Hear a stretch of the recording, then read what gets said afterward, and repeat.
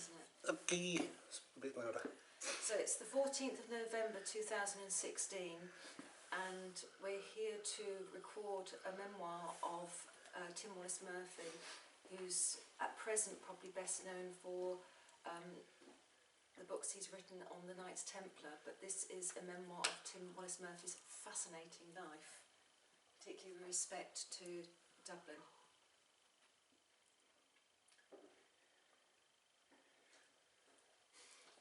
Keep going. Me? Yeah. So, Tim, would you like to tell us a bit about how it all started? Where were you born, and into what kind of situation were you born? My background is a little odd. I was born in Ireland by accident. My father was Irish, of course, and my mother was over there on holiday, but we were actually living in London at the time, or the family were. And I arrived a little prematurely when my mother was on holiday just west of Galway. I was taken back to England. I wasn't consulted about the matter, I was just taken. A pattern that sort of went on for several years, in the early years of my life.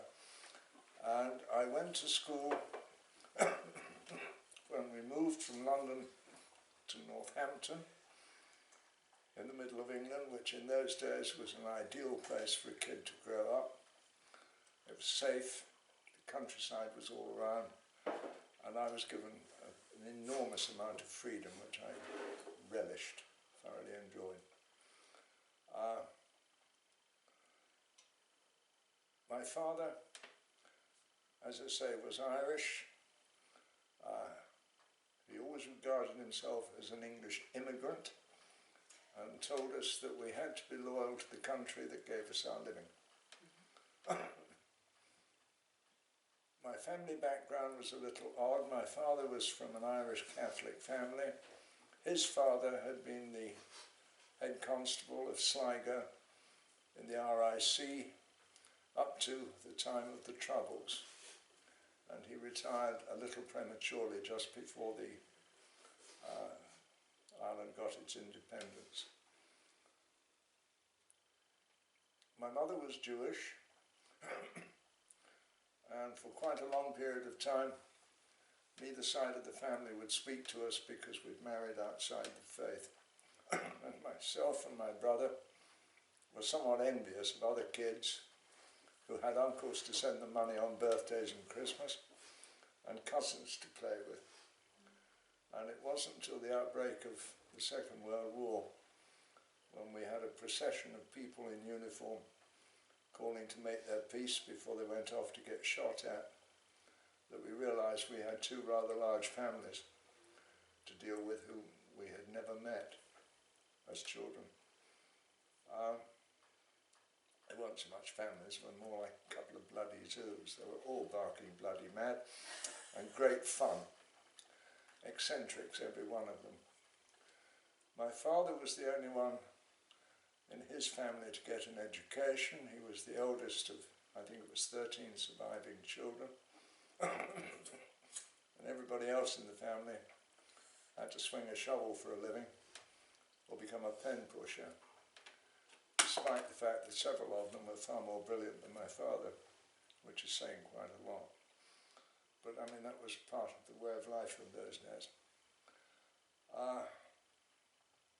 I got into trouble at grammar school for, of all things, attending a local football match on school time, and I got suspended at the age of 15. And my parents started talking about sending me to boarding school. Well, I'd grown up on stories of Billy Bunter and Grey Friars, and Oundle wasn't very far away, neither was rugby, and I thought, whoopee, here I go. My parents had other ideas. Transportation for life. I was sent over to Dublin to Terranure College, which was a very tough, very demanding school, who gave me an superb education and taught me to play a fairly good game of rugby. The thing I can't figure out was the sort of inherent craziness in my life, which was there from very early on. Despite the fact that the unwritten school motto at Terranure was burn everything English except their coal, I ended up in the British Army, getting commissioned into the army, and I was lucky after 6 years of peacetime soldiering. I was invalided out with a chronic lung condition. What date was that? That was in May 1953, and it was rather bizarre. Within a couple of days I was in a hospital bed in Liverpool, of all places, and I was visited by a solicitor who told me that my godfather had legally been presumed dead, as nobody had heard from him since before the war. His will had been opened, and he'd left me rather a lot of money. A couple of days later, I'm in front of a medical board who said, "Murphy, you're no longer fit to serve Her Majesty.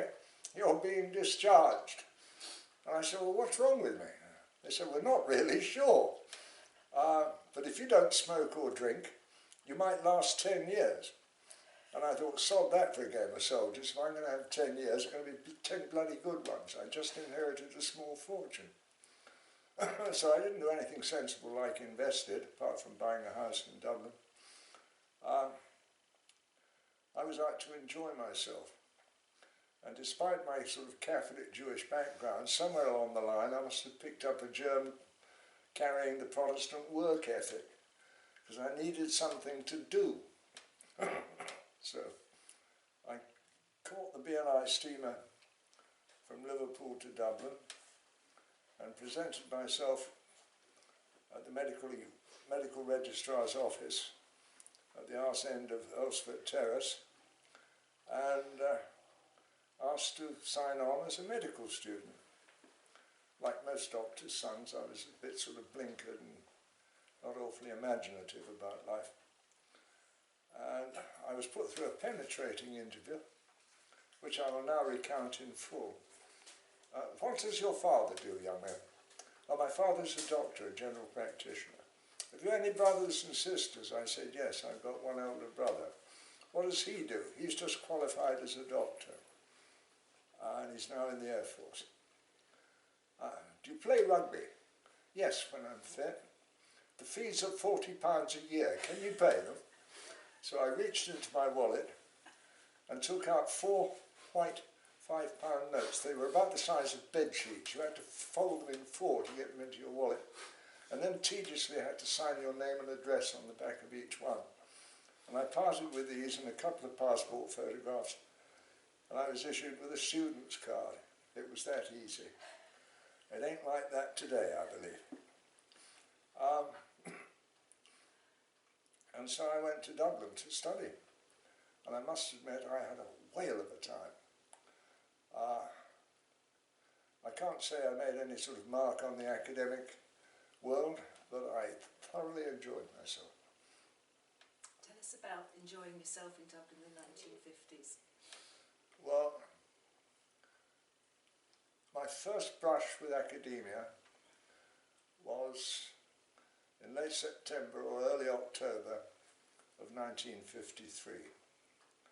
And my first ever lecture at medical school was in the pre-med year, and it was a lecture in zoology, delivered by an utterly brilliant and completely crazy professor, a wonderful man called Professor Bailey Butler. And Bailey Butler had invented, I think it was Rent-A-Kill or something very similar. He was quite a bit of a genius, and between the wars he'd invented a waterproof map, and he sent a copy of this to the British War Office, who wrote back rather tersely saying, "We do not accept unsolicited commissions," and he sent a copy to the Americans, who promptly sent him a letter of thanks and filed it in a filing cabinet in a basement vault somewhere in Washington, which later got flooded. And the only thing that bloody well survived was Bailey's waterproof map. So when the poor sods hit the beach, Omaha Beach, in 1944, they were all waving copies of Bailey's map. Now, Bailey was brilliant, but he couldn't teach to save his bloody life. So most of the teaching in zoology was done by a very determined and very brilliant lady called Mabel Kane, but Bailey was scheduled to give us one lecture a week, and he was a man of his word. He kept the contract. He didn't dare do anything else. He was well past his sell-by date, and they'd suddenly tumbled to the fact that they'd never written into the contract an expiry date for his tenure. So he was into his 70s, and they couldn't get rid of him. And Bailey would tell us stories. And I walked into this lecture theatre, which was in the College of Science in Marion Road, or Marion Square. And this lecture theatre was huge. It ran from the ground floor to the first floor, full width of the building, and would seat about 300 people. And when I got there for my first ever lecture, it was heaving, because all the previous year's students were there to welcome us lot in. And I was wearing a Thornprief tweed suit, a nice little hat, and carrying a rolled umbrella, which was promptly snatched from me and used as a sort of conductor's baton. And the students all chanted a little song which was popular at the time. Tell me a story, tell me a story, tell me a story, remember what you said. You said you would if I was good, said you would if I was good, so tell me a story, then I'll go to bed. And so there was about 300 people chanting this rubbish. And this went on every time Bailey appeared. And towards the end of the year, there was one particular day he came in, we chanted our song, and he held up his hands and he said, "No, boys and girls, there'll be no stories today, the exams are looming, we've got work to do. We're going to study the reproductive habits of the frog." Now, my name is Wallace Murphy, so I'm up at the back with the Wassaloosks and right up seat number 185, I remember. So I'm well out of sight apart from my head, so I produce a pocket chess set, do a Queen's Pawn opening, and give it to the guy on my left. The Malaysian gentleman on my right took out a previously neatly folded copy of the Irish Times and proceeded to do the crossword puzzle. And immediately in front of us were three very severely dressed ladies. No makeup, blouses up under their chins, skirts sweeping the floor, and what used to be described as sensible shoes. You know, something like a cross between a Dutch clog and a canal barge. These were medical missionaries of Mary, learning to become doctors to go off and save little black boys for Jesus. So they took up their pencils to take down every word the great man said. And were there many women in the 300? There weren't that many, there were a few. There were mostly medical students, but one or two dentists, and there were also agricultural students in the same class. So it was quite a large class. And I kept my ears open because I thought, well, he can't keep this up for very long. And when I heard him talking about the great horned toad of Tonga, I put the chess set down. Now, I'm no zoologist, but I knew one important thing about the great horned toad of Tonga. It didn't appear on our exam curriculum. And Bailey started talking about this wonderful creature and then moved on to describe the sexual organs of the Tongan gentleman, which apparently are of extreme size and are deployed with cunning and skill, much to the delight of the local ladies. Now, by this time, he had us fascinated. I mean, this is Holy Catholic Ireland in 1953. Most of our class are just out of school, and their sexual experience has been a little restricted, to say the least, to those brief, guilt-ridden, sweaty, and usually rather solitary occasions. So we reckoned we needed all the help we could get. And when Bailey got to the point where he said, the ladies received these advances very warmly. After all, Tonga is not known as the friendly island for nothing. There was a loud bang as the three nuns closed their books in disgust, stood up, and started to clatter their echoing way down the steps towards the front door. The silence changed. It was now distinctly tinged with fear, because the one golden rule for survival was don't mess with Holy Mother, the church. Otherwise you might be invited along to the next church barbecue and be the chief item on the menu. I heard an anglicised voice, which I realised was my own, ring out saying, "Oh Christ, the silly sods taught it this time." Bailey looked up blearily in my direction and just shook his head and grinned. I thought the old fox was up to something. The ladies continued their cacophonous and syncopated descent of the echoing steps, and as they neared ground floor, Bailey nodded to the porter, who stuck the attendance register under his arm like a regimental sergeant major's swagger stick, and proceeded to open the door military fashion, as if by numbers. The first lady's foot touched the floor.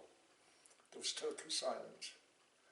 Bailey spoke, very quietly, very gently, but his voice rang like a bell. He said, "Ladies, there is no need for such unseemly haste, I do assure you. The next boat for Tonga doesn't leave Tilbury until Tuesday." The ladies picked up their skirts and ran. Next lecture, they were back there, pencils at the ready, poised to take down everything the great man said. That's something I will never forget. And he eventually retired about a year later. And he used to run a little open Austin 7 1927 motor car. And he and his wife came out at his very last lecture and got into the motor car, which was surrounded by hundreds of medical students and some young doctors.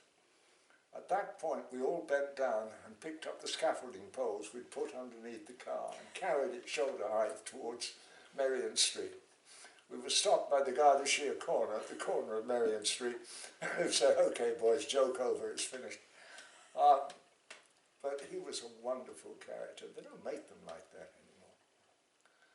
A wonderful man. Now, Dublin was full of characters in those days, full of eccentrics, and they were known as characters, and they ranged from the simpletons to the geniuses. There was a mentally handicapped man of, I'd say, mid-40s, who was known as Bang Bang. And Bang Bang used to jump from the back platform of a double-decker bus from one to another, hang on to the rail, and play cowboys and Indians, going bang, bang, bang, bang, all over the place. Harmless, but he was beloved. And then there was another wonderful man, who was a totally different sort of fellow, who was known as the Pope. Owen O'Mahony, Owen the Pope O'Mahony. And there was quite a story about Owen. Owen had gone up to Trinity somewhere about 1918, 1919 to study law. And they granted him rooms in a well-known part of the Trinity student accommodation known as Botany Bay. Very primitive rooms, a bedroom, a study, and a toilet. And he was there to study law. But his real obsession, and his only real compelling interest in life, was genealogy. And of course, genealogy in Ireland is a very difficult subject because prior to Catholic emancipation there were no records. But he sometimes, somehow, found ways and means of digging information. And he became known as the Pope because he was infallible, he never got it wrong. Well, nobody could prove him wrong anyway. And just before he qualified, he came into a little bit of money. And he realised that the agreement he'd signed to take on his room said that they couldn't put the rent up while he was there, and that he couldn't be thrown out, There was no time escape clause on it. It was assumed he would qualify and leave. So when I met him in 1957, he was still living in Botany Bay in Trinity and paying the same rent he paid when he first moved in. A lovely little man, small, portly, with a very neatly trimmed grey beard, which was, in those days, was a rarity. And he was bloody infallible. I was introduced to him in Mooney's bar in Harry Street, and he asked me 3 questions about my father and my grandfather, and then proceeded to delineate our family history back to the time of the Siege of Limerick. And he got it right, because I checked afterwards. Strange man. But it was a strange city. For the price of a pint of Guinness, which used to be 1 and 3pence in those days, you could mix with anybody. A duke or a dustman, it didn't matter. There was no snobbishness. There was a certain amount of pretension amongst the literary crowd, but with ordinary people there was no side, and nobody was given overweening respect unless they bloody well earned it. And life was tough. There was massive unemployment and deprivation. The slums in Dublin at that time were absolutely unbelievable, and people were bringing up large families on peanuts. I mean, a good wage in those days was maybe a £5 a week. When you say the slums were unbelievable, can you tell us more about that? Beautiful, most of them, particularly those near the centre of the city, were beautifully designed buildings which had run to seed and which had been subdivided into Georgian houses. Georgian houses that were subdivided into tenements. And the poverty was appalling. And I remember when I was doing my midwifery in the Rotunda, when you came back from delivering a kid on the district, the first thing you did was put all your clothes in a delousing machine and go and have a shower. And that was a matter of necessity. People were bringing up families where they hadn't had a proper wage earner in the place for maybe 10 years. There'd be intermittent little jobs here and there. And it was appalling. But it produced a sense of solidarity amongst the people, which was phenomenal. They stuck together. And I had developed an enormous respect for them. It also turned me into an extremely left-wing socialist, or cemented that, and that's a position I still very much hold. It doesn't matter what country you go to, at what era, ordinary working people do not get a good crack at the whip. And part of the spiritual path I follow is, the major part of it is service to other people. I've been lucky. I was blessed with the best education that money could buy. I'm a lucky bugger. I've met people far more brilliant than myself who've been totally betrayed by their educational systems. And it's a tragedy that's ongoing. And I think if there was more investment in education, there'd be far less trouble in the world. So at that time in the 1950s in Dublin, did ordinary people not go to school? Oh, they went to school. Most of them left school at about 13, if they could get a job. Very few could afford to go on to school beyond that. And it was only the sort of emergent middle class and professional people and small businessmen who could afford private education for their kids at secondary school level. And there were some very, very good schools in Ireland at that time. Dominated by the church? Ah, yes. And that is something that sticks in my craw even today. Holy Mother of the Church has an awful lot to answer for. The brutality was phenomenal. And it was taken for granted. Everybody suffered. So you're complaining about having knowledge beaten into you. What do you think happened to me when I was your age? was the sort of response you got. It was accepted as a fact of life. And that again is something which appalled me. The passivity with which people accepted church interference. A few years before I went to college, there'd been a coalition government, and the then Minister of Health, Dr. Noel Brown, had brought out a draft health service bill, which was desperately needed. This was before they had a decent health service in Ireland, and before they had any sort of health service really. And it never got through Parliament. It was never voted down. The bishops let the word go out that they disapproved of the bill because it didn't differentiate between the care and support given to married and unmarried mothers. And the bill was dropped. And healthcare went down the pan for about another 5 or 10 years. What was the date of that, do you remember? I think that was the very early 50s. You can check it out. Dr. Noel Brown was the minister. And that gave me a smell of where real power lay in Ireland at that time. If you didn't get the approval of the church, you didn't get anywhere. It was terrible. Church and state weren't separate, were they? Not really, no. And that bill wasn't killed by a parliamentary vote. It was never put to a vote. It was killed by the bishops. And the amount of people who suffered as a result of that over the ensuing years is beyond count. Because as a medical student, I had a choice of, that's one of the joys of being in Dublin.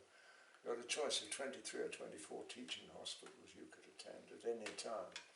But my principal hospital was the Martyr on the north side, on the North Circular Road, just across the road from Mountjoy Prison.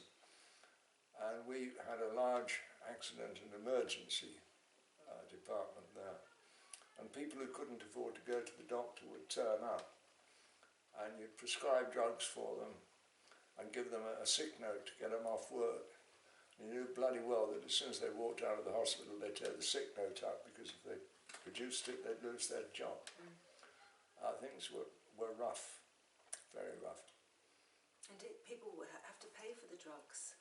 It would depend. It would depend. If they were not particularly expensive, they'd be, the first bunch would be prescribed in the hospital, and they might get them very, very cheaply or for nothing. But apart from that, no, they'd have to pay.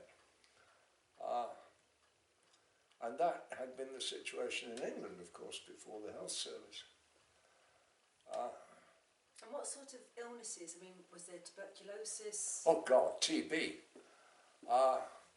In those days, the Irish Hospital Sweepstake was the big gambling thing in Ireland, and it funded the erection of sanatoriums and hospitals all over the country, most of which today are now in totally different use.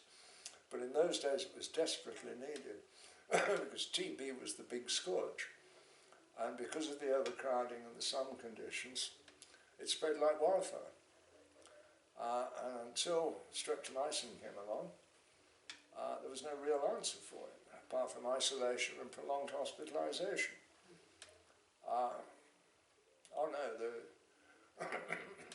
that was the big killer. And it was also the biggest drain on scarce health resources.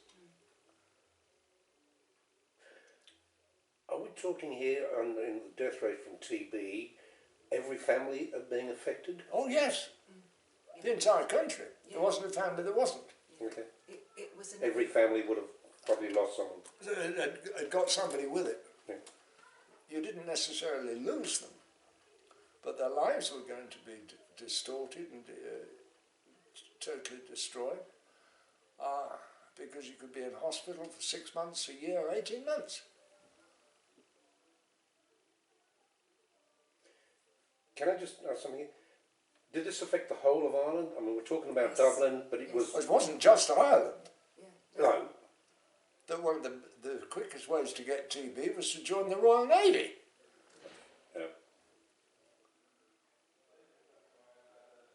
No, this was a widespread problem. Anywhere you had overcrowded, damp, humid conditions, you had TB, masses of it. When I was a younger kid at school, we used to lose an awful lot of people to diphtheria. That was a big killer. You see, people today on the internet, you see them bleating on about anti-vaccines, this, that and the other. Yes, the vaccine things on one or two occasions have got it very badly wrong. MMR for a start off, and its relationship to autism. But what people forget is that today, because of vaccination, people live a damn sight longer and they're now living to get cancer, which is fundamentally an old man's disease. But yes, TB in Ireland was... Ooh. And every Irish family will have people who've got inherited, it's not just the damp but the weak chests. Yeah. They used to call it consumption. Yeah. What would be the economic effect on the rural area of Ireland in this? Would it have It was devastated devastating, villages? devastating because people were too weak to work. So agriculture would have declined? Everything suffered. Okay. But Ireland at that time in the countryside was very, very poor. Yes. Very poor anyway. You're not talking about a thriving agricultural economy. The economy was agricultural, but it wasn't thriving. No, because there was an economic war going on with England. Yeah. Ireland had reneged, I think justly, on its reparations to England after the treaty, and an economic war had started. So exports to England were cut very seriously. The demand wasn't there, and it was only the war that saved them. Then England had no choice. They had to feed its people. So the Irish farming industry and the cattle industry started to boom. Are we talking in the 50s here, actual starvation? No, in the 50s you didn't have starvation, but you had a lot of malnutrition and the diseases that go with it, like rickets.